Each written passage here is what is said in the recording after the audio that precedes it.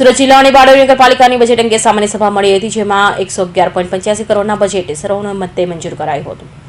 સુરત જિલ્લાની 4 નગરપાલિકા પૈકી આજે બારડોલી નગરપાલિકામાં સામાન્ય સભા મળી હતી. બારડોલી પાલિકાના સભાખંડમાં બજેટ અંગે ખાસ સામાન્ય સભા મળી હતી. પાલિકાના ચીફ ઓફિસર તેમજ સભ્યોની હાજરી વચ્ચે સામાન્ય સભાનું પાલિકા ખંડમાં આયોજન કર્યું હતું.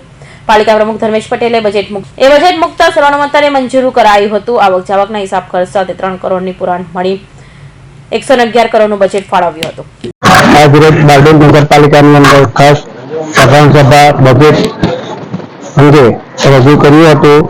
111.85 કરોડનું બજેટ મંજૂર કરેલ છે, જેની અંદર પુરાણ બાકી 31.88 કરોડનું હતું, જેમાં વિવિધ નગરની અંદર કામો કરવામાં આવ્યા છે, જેમ કે પાણીની ટાંકી અને રોડ, રસ્તા, ગટર, પૂર્વ બ્લોકોના કામોનું મંજૂરી આપવામાં આવી.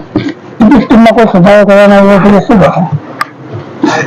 સ્કીમ બાબતે નગર રચના બાબતે અમારી પાસેથી અભિપ્રાય માંગવામાં આવેલો હતો, જેની સુધારણા માટે મંજૂરી પ્રમુખ કારોબારીને આપીશ. પાલિકાના કરોડોના બજેટમાં નવા ક્રિકેટ સ્ટેડિયમનો નિભાવવા ગટરના મહત્વના કામો તેમજ નવું અને અદ્યતન ફાયર સ્ટેશન સહિતના મોટા કામો બજેટ અંતર્ગત હાથ પર લેવામાં આવનાર છે. તેમજ આરોગ્ય અને શિક્ષણમાં નગર શાળા આંગણવાડીને વિકસિત કરવા સહિતની વિવિધ જોગવાઈ મળી બજેટમાં સમાવેશ કરાયો છે. Suresh Rathod, NTV news, Bardoli.